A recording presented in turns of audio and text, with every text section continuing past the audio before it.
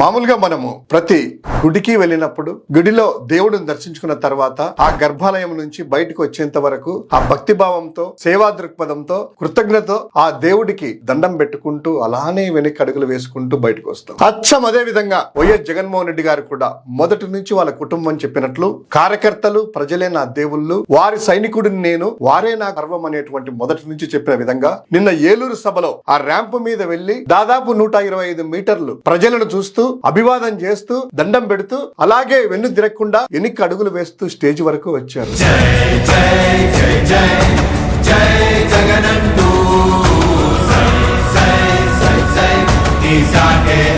అది చూసిన తర్వాత నిజంగా ఆయన మనసులో ఏదైతే చెప్తూ ఉన్నారో మొదటి నుంచి కూడాను ప్రజలే దేవుళ్ళు, కార్యకర్తలే దేవుళ్ళు, నేను సేవకుడునని అచ్చం దేవుళ్లాగానే వాళ్ళ యొక్క భావించే విధానాన్ని కార్యకర్తలమైన మనము, ప్రజలైన మనము జగన్మోహన్ రెడ్డి గారికి సదా కృతజ్ఞతలు.